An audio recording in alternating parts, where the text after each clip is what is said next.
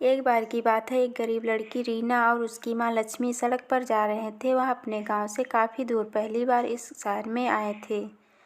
कुछ आगे जाकर वह दोनों एक चाय वाले की दुकान पर रुक गईं। कुछ पल यहाँ वहाँ देखने के बाद लड़की की माँ लक्ष्मी दुकान वाले के पास पहुँची और उससे कहने लगी, भैया हम आज ही सोनापुर गाँव से आए हैं, हमारा इस शहर में कोई भी नहीं है। क्या आप मुझे अपनी दुकान में कुछ काम दे सकते हैं जिससे मैं अपनी बच्ची का पेट भर सकूं? इस पर दुकान वाला बोला, बहन मेरे पास तुम्हारे लिए कोई बड़ा काम नहीं है और ना ही मैं तुम्हें पैसे दे सकता हूं। इस पर लक्ष्मी कहने लगी, भैया मुझे पैसे की ज़रूरत नहीं है, मैं आपके बर्तन भी मांज दूंगी, बस आप उसके बदले में मुझे इतना खाना दे देना कि जिससे मेरी बच्ची का पेट भर सके। दुकान वाला कहने लगा, ठीक है बहन, लेकिन तुम रहोगी कहाँ? इस पर वह बड़ी मायूसी से कहने लगी, भैया मेरा इस दुनिया में कोई नहीं है, क्योंकि रीना के पिता का देहांत हो गया है, जिसके बाद मेरे ससुराल वालों ने मुझे और मेरी बेटी को धक्के मारकर घर से बाहर कर दिए हैं। वह बोली, अब तो मुझे ही अपनी इस बच्ची को पालने के लिए कुछ न कुछ काम करना पड़ेगा।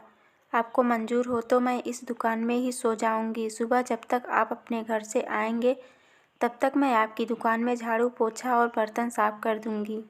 इसके बदले में आप बस मेरी बेटी को कुछ खाने को दे दिया करें। लक्ष्मी की ऐसे बातें सुनकर चाय वाला का मन पिघल गया और उसने लक्ष्मी की बात मान ली। दोनों माँ बेटी वहीं दुकान में रहने लगी और काम करने लगी। ऐसे ही उनका समय बीतने लगा। एक दिन चाय वाला उससे कहने लगा, बहन मैं तुम्हारे लिए पास के कारखाने में बात करूँगा जिसमें मेरी चाय जाती है। उस मालिक का स्वभाव बहुत अच्छा है, उनके पास तुम्हारे लिए कोई काम होगा तो वह तुम्हें अवश्य ही देंगे, जिससे तुम्हें व तुम्हारी बेटी को एक अच्छा ठिकाना मिल जाएगा। यह कहकर दुकान वाले ने जब कारखाने के मालिक से उन दोनों के बारे में बात की तो मालिक ने कहा, ठीक है, हमारे घर पर एक काम वाली की आवश्यकता है, इसीलिए तुम उसे हमारे घर भेज देना। वह चाय वाला लक्ष्मी व उसकी बेटी को मालिक के घर भेज देता है, जहाँ पर मालिक की पत्नी लक्ष्मी को घर का पूरा काम समझा देती है और साथ में यह भी समझा देती है कि तुम्हारी बेटी रीना मेरी बेटी से दूर रहे, जिससे उसे किसी भी तरह के इन्फेक्शन या बीमारी का खतरा ना रहे। एक दिन लक्ष्मी रसोई में काम कर रही होती है कि अचानक उसकी बेटी रीना के चीखने की आवाज़ सुनाई देती है। लक्ष्मी भागकर वहाँ जाती है तो देखती है रीना सायरा की फ्रॉक हाथ में ले रखी है और उसे देखकर बहुत खुश हो रही है। इतने में मालकिन भी वहाँ आ जाती है और लक्ष्मी रीना को डांटने लगती है।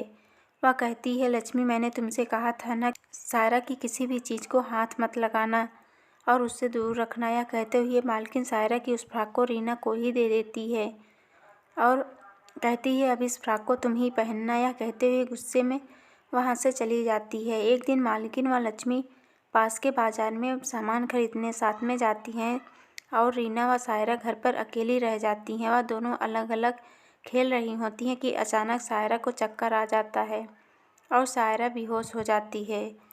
तभी पास ही खेल रही रीना की नज़र सायरा पर पड़ जाती है और वह भागकर उसके पास पहुंच जाती है।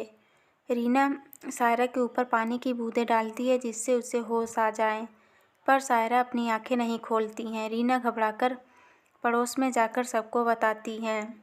सायरा को पता नहीं क्या हो गया और वह उठ नहीं रही है। उनके पड़ोसी आकर जब घर पर देखते हैं तो सायरा की हालत देखकर जल्दी से डॉक्टर को बुला लेते हैं। कुछ ही देर में डॉक्टर वहां आ जाते हैं और सायरा को इंजेक्शन लगाते हैं जिससे वह होश में आ जाती है। कुछ देर बाद मालकिन और लक्ष्मी भी बाजार से लौट आती हैं और घर पर पड़ोसियों को देखकर घबरा जाती हैं। सायरा की हालत देखकर तो मालकिन बहुत ही परेशान हो जाती हैं, लेकिन डॉक्टर उन्हें दिलासा देते हैं कि अब वह ठीक है और कुछ दवाइयाँ लिख देते हैं।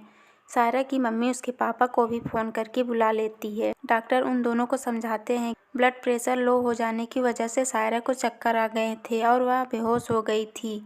ऐसे में अगर वही समय पर रीना पड़ोस में जाकर लोगों को नहीं बुलाती तो कुछ भी हो सकता था। वह रीना की बहुत तारीफ करते हैं और कहते हैं, अगर यह समझदार लड़की यहाँ न होती तो पता नहीं आज क्या हो जाता। डॉक्टर की यह बात सुनकर सायरा के मम्मी पापा बहुत खुश होते हैं और रीना व सायरा को साथ में खेलने की इजाज़त दे देते हैं, जिससे लक्ष्मी की परेशानी और भी सुलझ जाती है। अब वह खुशी खुशी मन लगाकर उनके घर में काम करती है और अब उसे अपनी बच्ची की भी चिंता नहीं रहती, क्योंकि अब रीना और सायरा सारा समय साथ साथ खेलते हैं।